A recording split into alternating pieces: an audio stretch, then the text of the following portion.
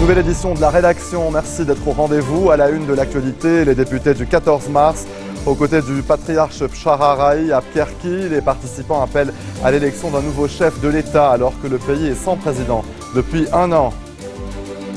Bataille du Kalamoun ce mardi, les Hezbollah annonce la mort de 10 de ses combattants. D'autres seraient retenus en otage après une embuscade tendue par les djihadistes. L'Irak annonce une vaste offensive contre l'État islamique dans l'ouest du pays. Objectif, libérer la province d'Al-Anbar, tombée aux mains des djihadistes le 17 mai dernier. Et tempête meurtrière dans le nord-est du Mexique. Le vent a soufflé à 270 km/h. Au moins 13 personnes ont été tuées à Ciudad Acuna. Une délégation de députés membres de l'Alliance du 14 mars a rencontré ce matin le patriarche Bshara Rahi. C'était à Kerki, le siège du patriarcat maronite. Une rencontre largement consacrée à la vacance à la présidence de la République. Un vide qui s'est installé il y a un an, le 25 mai 2014. Face à l'incapacité des députés d'élire un nouveau chef de l'État, Rahi n'a pas caché sa colère, notamment en ce qui concerne le boycott du scrutin par les députés du camp du 8 mars. Le patriarche appelle notamment à respecter la Constitution et ses articles relatifs au mode d'élection d'un président, mais aussi au respect de la coexistence pacifique et du pacte national. L'Alliance du 14 mars a de son côté annoncé son intention de faire pression sur le Parlement afin d'élire au plus vite un président de la République. Annonce du ministre des Télécoms et membre de l'Alliance Boutros Harb à l'issue de la rencontre avec le patriarche Rahi. Les participants appellent notamment à considérer le Parlement en session ouverte comme prévu par la Constitution, à assurer une présence quotidienne au Parlement et à tenir les séances électorales sur la base d'un quorum à majorité absolue. La dernière séance électorale de la Chambre des députés ayant à nouveau échoué, faute de quorum, un prochain scrutin a été fixé au 3 juin. Le Hezbollah participe à la guerre en Syrie depuis le début du conflit en mars 2011, mais c'est au Kalamoun que le parti chiite rencontre son défi le plus sérieux face aux forces anti-régime. Les combattants d'Hassan Nasrallah, appuyés par les forces de Bachar el-Assad, affrontent les djihadistes depuis plusieurs semaines dans cette région montagneuse stratégique située à la frontière libano-syrienne.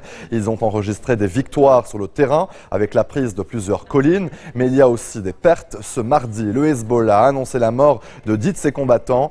D'autres seraient retenus en otage après une embuscade tendue par les djihadistes.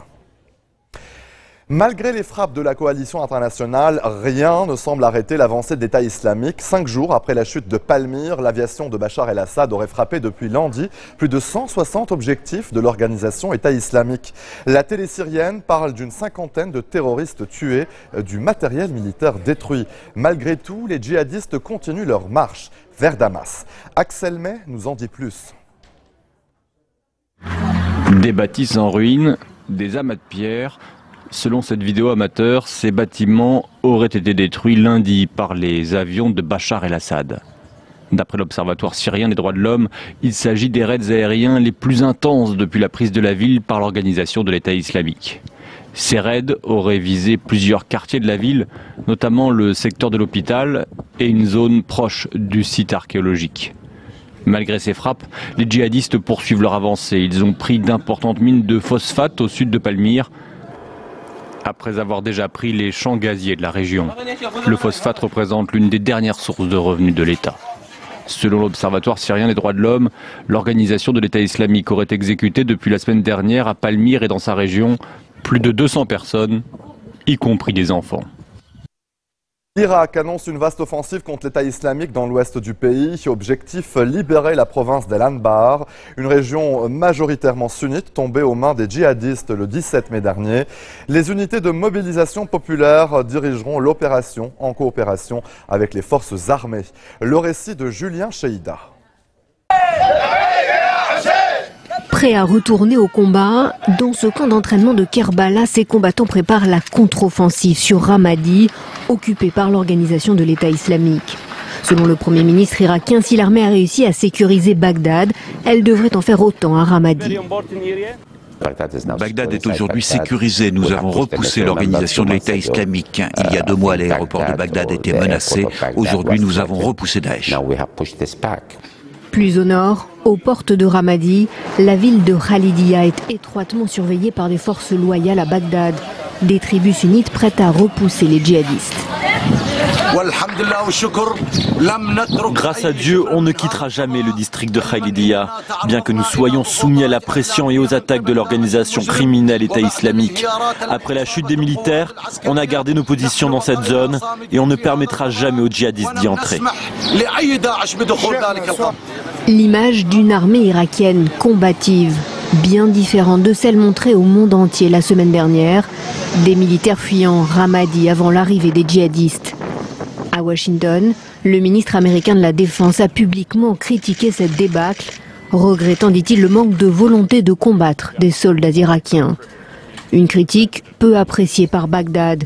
Forcée d'éteindre l'incendie, la Maison-Blanche, par l'intermédiaire du vice-président américain Joe Biden, a salué le courage et le sacrifice de l'armée irakienne. Allez rester des nôtres. Au retour de la pause, la Bulgarie, la Grèce et la Turquie renforcent leur coopération contre les migrations clandestines.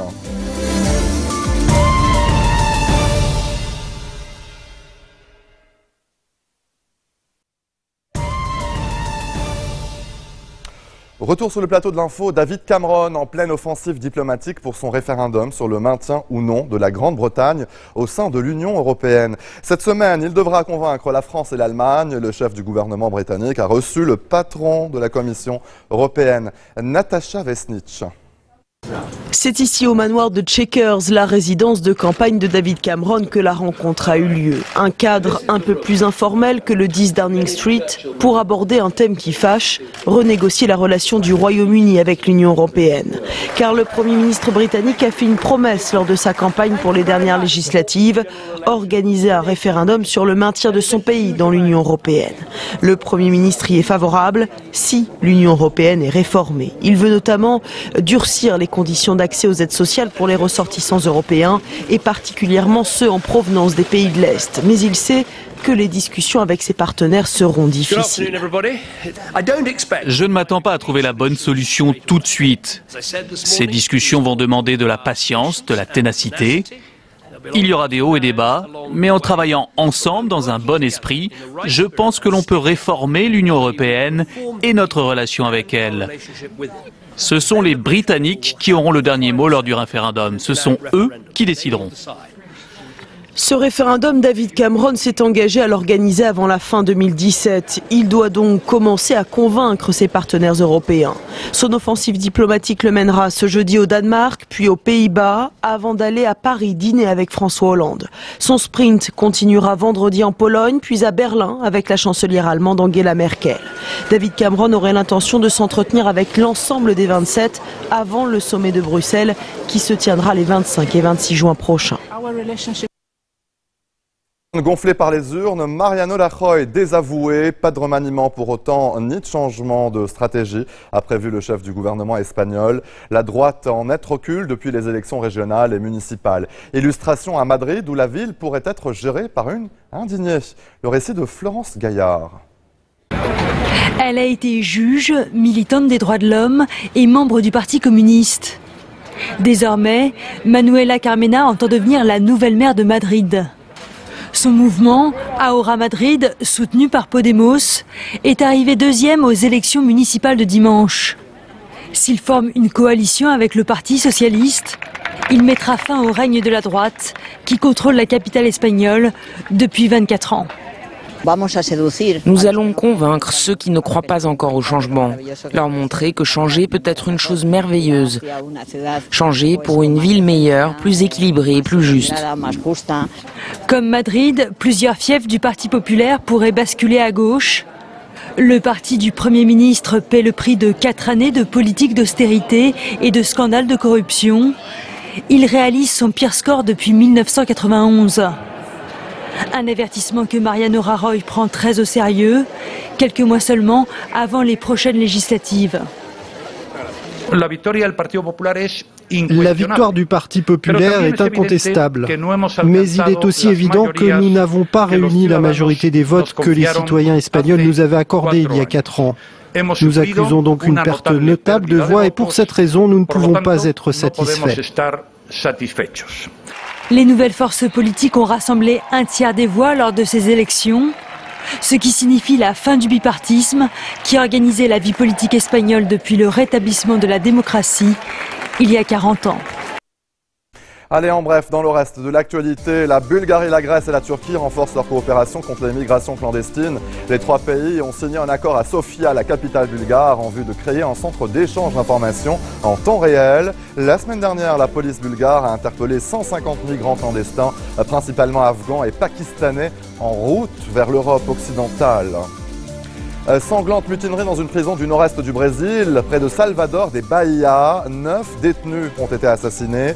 Il aura fallu 18 heures de négociations pour mettre fin aux violences entre bandes rivales dans ce centre victime de la corruption et qui souffre de surpopulation. Il abrite 1467 prisonniers pour une capacité officielle de 644 places. Des tempêtes meurtrières ravagent le nord-est du Mexique et le sud-est du Texas. Le vent a soufflé à 270 km/h.